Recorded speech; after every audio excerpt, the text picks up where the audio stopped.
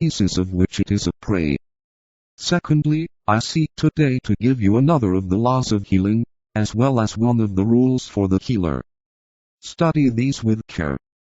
Law II disease is the product of, and subject to, three influences. First, a man's past, wherein he pays the price of ancient error.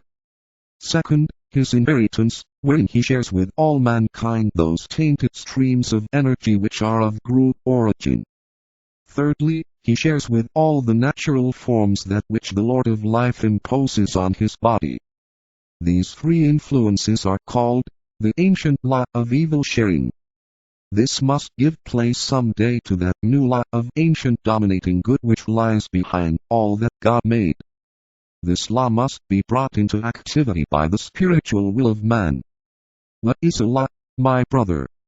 It is the imposition, upon both the lesser and the more important, of the will and purpose of that which is superlatively great. Therefore, it lies beyond man's ken. Man has some day to learn that all the laws of nature have their higher, spiritual counterparts, and of these we shall shortly be in search. Our laws today are but secondary laws. They are the laws of group life, and they govern the kingdoms of nature and find their expression, for the human kingdom, through the medium of the mind, of the emotional nature, and through a physical plane agent. It is not my intention in this present short treatise, to elucidate the primary laws. I but state them, and at a future time, dependent upon certain factors yet undeveloped, I may deal with them. In this treatise, the third part of it is stated to deal with the basic laws of healing. These deal not with the laws referred to above, but with the practical aspects of the healing art. The second rule for the healer is as follows. Rule 2: the healer must achieve magnetic purity through purity of life. He must attain that dispelling radiance, which shows itself in every man, when he has linked the centers in the head. When this magnetic field is established, the radiation too goes forth. The significance of this will be somewhat apparent to the advanced esoteric student.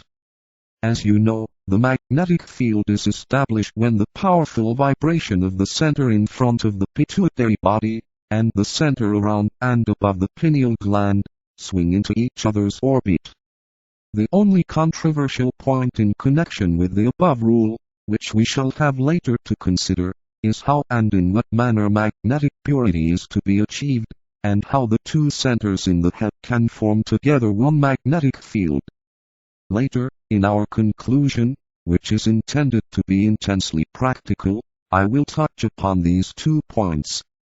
One of the things which should definitely emerge in our studies is the fact that disease is seldom of individual origin, unless a man misspends his life and definitely misuses his body, through drink or sexual dissipation, and that the bulk of the disease to be found in the world today is almost entirely of group origin, is inherited, is the result of infection, or the result of undernourishment.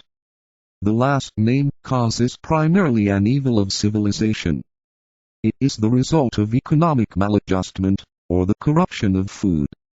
As I earlier pointed out, these latter causes of disease are not primarily the result of inner subtle forces, but are the pouring upwards, into the etheric body, of energies from the physical plane itself and from the outer world of forces. Little attention has been paid by occult teachers to these forces which come from without, which originate upon the physical plane, and which affect the inner bodies. There are physical energy, and streams of force entering into the etheric bodies of all forms, just as the world illusion and the miasmas of the astral plane oft have their causes in physical plane conditions. The energies, entering into the centers of man from the subtler levels have oft been considered in occult books, but the forces which find their way into the centers from the world of physical plane life are seldom realized or discussed. This is a somewhat new thought, which I offer for your consideration. I have asked TAB to insert a very brief synopsis of some of the points I have already made under the heading, What is Disease? I suggest the following. 1. All disease is disharmony, and lack of alignment and control. A. Disease is found in all the four kingdoms in nature. B. Disease is purificatory in effect. C. Definite methods of healing are peculiar to humanity, and mental in origin. 2. Disease is a fact in nature. A. Antagonism to disease simply energizes it. B. Disease is not the result of wrong human thought. 3. Disease is a process of liberation, and the enemy of that which is static. 4. The law of cause and effect governs disease, as it governs all else in manifestation. We found also that healing is brought about in three ways. 1. Through the application of the methods of the many schools of medicine and surgery, and allied groups. 2. Through the use of psychology. 3. Through the activity of the soul. I have also stated that the major causes of disease are three in number. They are psychological in nature. They are inherited through group contact. And they are karmic. Remember, however, that these are the secondary causes, and with the first of these we will now deal. 1. Causes arising in the emotional desire nature. In the treatise on white magic, I gave the world for the first time information as to the nature and the control of the astral body. This book is practically the first one ever given out to the public on this theme. Much has been given in the past on the subject of the physical body and its care, both by exoteric and esoteric science. Much of it is true, and some of it is illusion. It is illusion because it is based on false premises. Modern esotericists have dealt with the subject of the etheric body, and this too has been partially true, and partially false, but it is more generally true from the occult point of view than it is exoterically. I may surprise you here if I tell you that a treatise on white magic is also true, as far as it goes, but it is necessarily limited, and because of these limitations it is also partially incorrect. Does the above statement astonish you? Remember, how can it be entirely true, when we consider the limitations of your power to comprehend? It is impossible for me to convey to you the truth, because there exists neither the terminology nor an adequate groundwork of knowledge on your part. This makes my task difficult. This teaching on healing is likewise the hardest I have yet undertaken, and this for two reasons. First, the real nature of the phrase, subtler bodies, is somewhat meaningless, is it not? They are not bodies like the physical body. They can be regarded as centers or reservoirs of particular types of force, attached to each individual, and possessing their proper inlets and outlets. They are collections of atoms, vibrating at high speed and colored, according to some schools of occultism, by certain definite hues. They emit a certain tone, and are at varying points of evolution. According to others, they are states of consciousness and some regard them as made in the likeness of a man. What is your definition, brother of mine? The astral body is, for the majority of mankind, the major determining factor to be considered. It is an outstanding cause of ill health. The reason for this is that it has a potent and predisposing effect upon the vital and etheric body. The physical body is an automaton of whichever inner body is the strongest. When you remember that the vital body is the recipient of the streams of energy, and is in fact composed and formed of such streams, and that the physical body is driven into activity by these streams, it is apparent that that stream which is the most potent is the one which will control the action of the physical body upon the physical plane. There are, however, two streams of energy which must be considered in studying the factors leading to physical plane actions. I would remind you in this connection, that disease is an activity of the physical plane. 1. The stream of life itself, anchored in the heart, which determines the vitality of the man, his capacity for work, and the term of his existence. 2. The predominating stream of energy coming from the astral, mental or soul bodies. These control his expression upon the physical plane.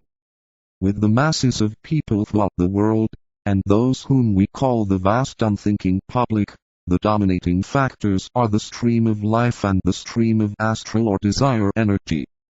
This can be either of a low or medium caliber. With the thinking public, the dominating factors are these two streams, plus a steady inflowing and increasing tide of mental energy.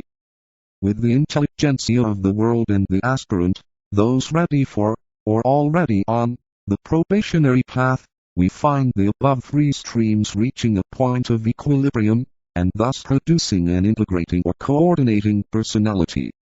These number amongst them also the mystics of the world and the creative workers, who are conscious of the inspiration and the spiritual contact which indicates a beginning of the inflow of soul energy. With the disciples of the world, we find a group of men and women coming under the control of soul energy, whilst the other three energies are being increasingly subordinated to this higher type of control. It should be borne in mind that there are two other types of energy with which to reckon, when considering intelligent man. 1. The energy which is composed of the fused and blended forces of a coordinated personality. 2. The energy of the physical plane itself, which is finally identified by the aspirant, or disciple, and becomes so utterly negated that eventually it constitutes one of the major factors in the release of the centers. Finally, the time comes when the initiate works simply with three types of energy whilst expressing himself in incarnation. The energy of life itself, the negative energy of the personality, and the positive energy of the soul. Thus he is an expression in conscious manifestation of the three aspects of the Trinity. Certain things should be established as occult facts in the consciousness of the healer, before he is able to work constructively. 1. First of all, that there is nothing but energy, and this energy manifests itself as many differing and varying energies. Of these many energies, the universe is composed. Likewise, man's bodies or vehicles of manifestation are without exception constituted of energy units. These we call atoms, and these atomic units are held together in body form by the coherent force of more potent energies. 2. The major focal point of energy to be found in human beings is that of the soul, but its potency as an agent of cohesion and of integration is as yet greater than its quality potency. In the earlier stages of human evolution, it is the coherence aspect that demonstrates. Later, as man's response apparatus, or bodies, becomes more developed, the quality aspect of the soul begins to demonstrate increasingly. 3. Seen from the inner side where time is not, the human creature demonstrates as an amazing kaleidoscopic mutable phenomenon.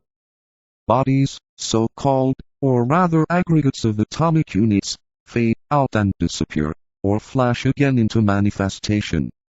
Streams of colors pass and repass. They twine or intertwine. Certain areas will then suddenly intensify their brightness and blaze forth with brilliance. Or again they can be seen dying out, and the phenomenon